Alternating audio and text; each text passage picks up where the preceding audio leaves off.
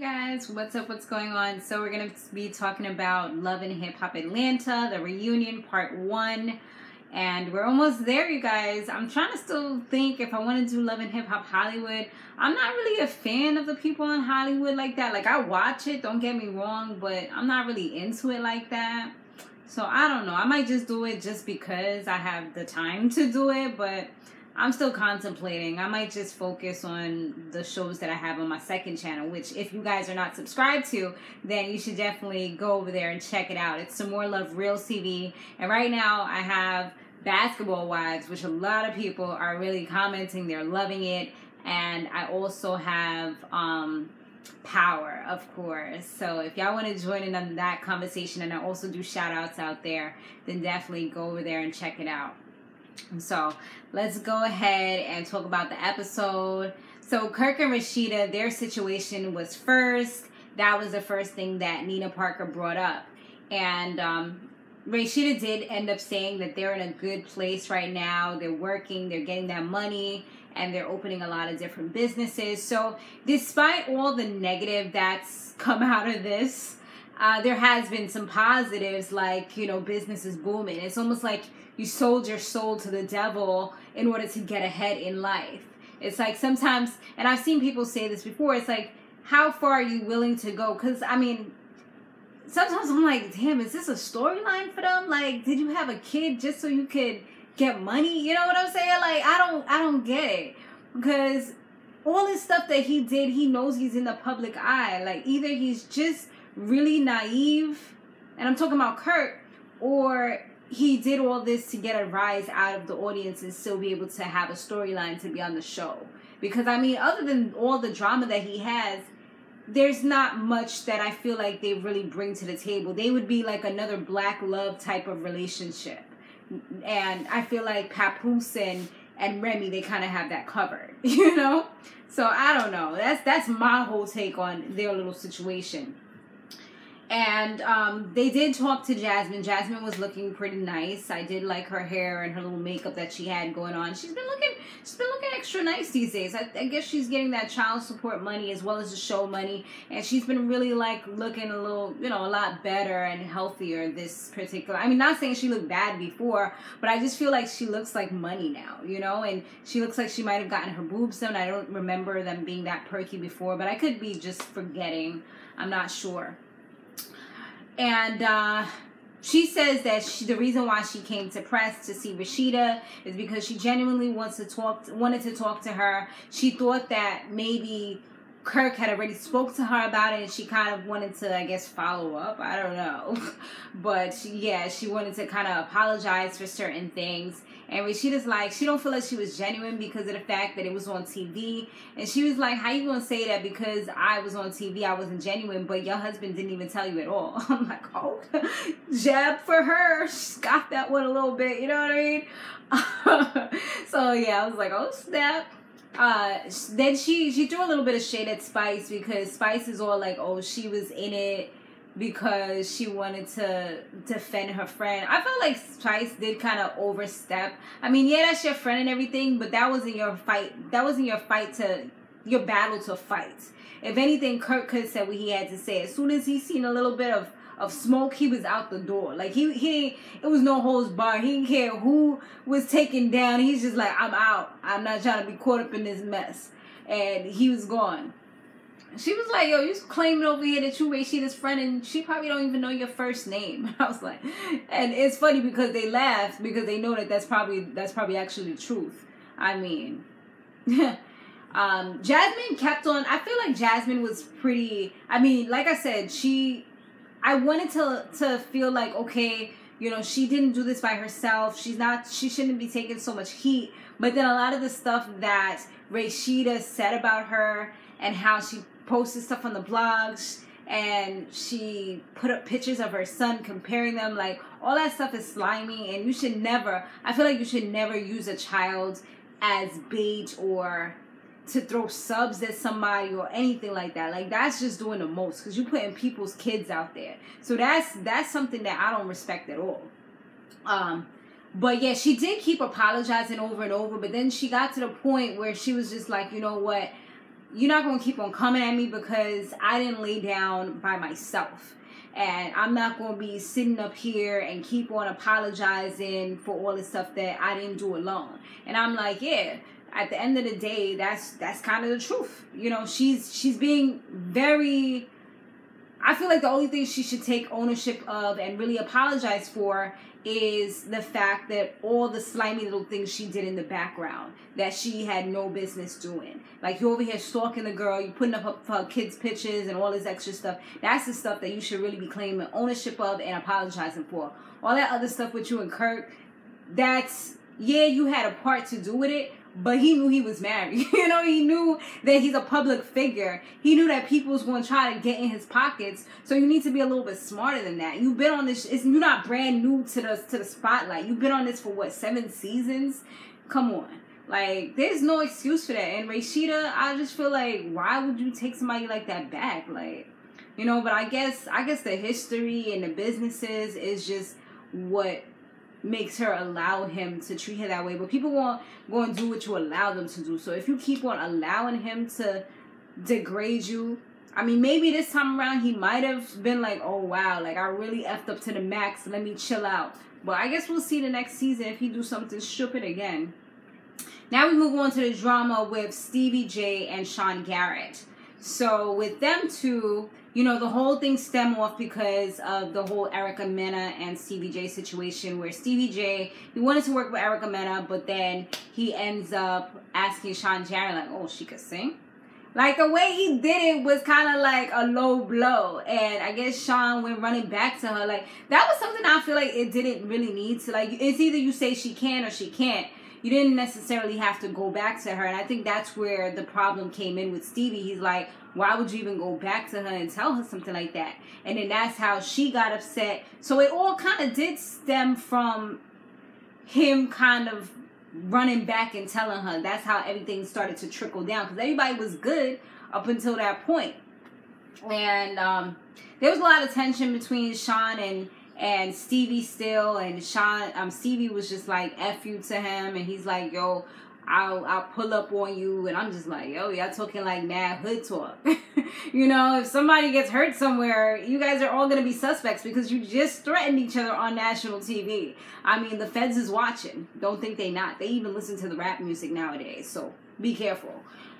But, and then Mena was all talking about oh, he better not call me a hoe one more time. If something happens to him, it's me. It's my fault. I'm like, yo, so if God forbid something happens to this dude as he's driving home, now you're going to be the prime suspect. Like, why would you even say something like that? But okay, if that's the way you want to play it, gangster.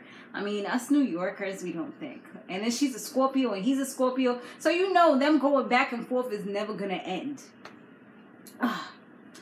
Now we move on to Just Brittany and her orange hair. And she says that she had felt ambushed in her session because Estelita and Mena both were there in her session. And she didn't know they was going to be there. But he says that he did it on purpose. He did it because he wanted to show Estelita that he's working with other artists. And it was more so... I think it was more so he wanted to push her to do better because, like, you're not the only one. You're not the only Hispanic female that can sing. You're not one in a million. Does that make sense? You're not, yeah, that makes sense, right? I'm over here reciting Aaliyah's lyrics, thinking I'm popping and stuff, and I'm like, wait, let me make sure that makes sense, because I know y'all gonna be like, that don't make sense, girl. But y'all know what I'm talking about. Like, you're not a gem. There's other gems that he can find, you know? A diamond in the rough or anything like that. And y'all get my little, y'all understand what I'm trying to say. She's not all that in a bag of chips. And he's just like, I think that's what he was trying to show her.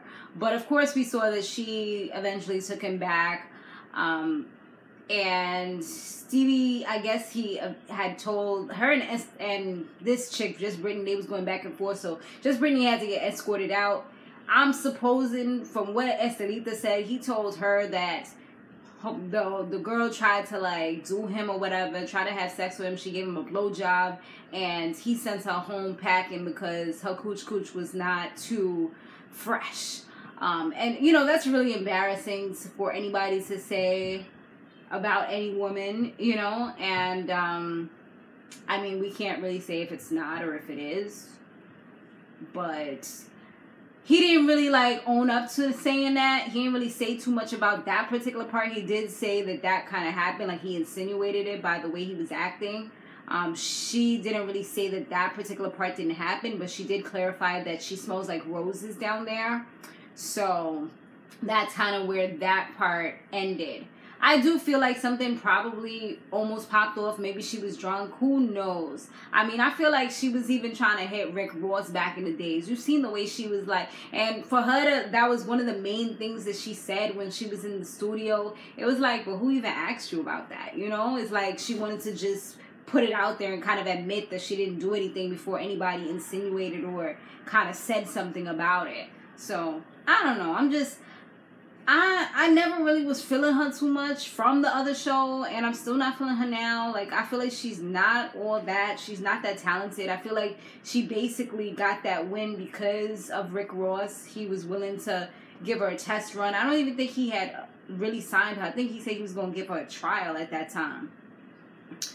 And Estelita, she mentioned that she got some lawyers or whatever because I guess she's trying to get out of the contract that she has with Stevie J, but his business ain't really legit anyway, so she don't owe him any money, but he's like, he wants his 30%. Sean was like, that's not really a realistic number. You don't take that much from an artist. And I do feel like that's a lot. Like 30% of whatever she makes, that's pulling it right there. Like, I feel like they take like usually 10, 15, maybe 20, but like 30, dude? Man, he's ruthless. Okay, I was just reading an email. Email came in randomly. What happened after that? So there was more people that came on the stage, like BK and Shooter and Sierra and all of them. They came on the stage, and that's where they was talking about like the whole contract situation and stuff like that. They didn't really have too much where they were really talking. I guess they're going to be more so talking in the next episode. The last scene that really was like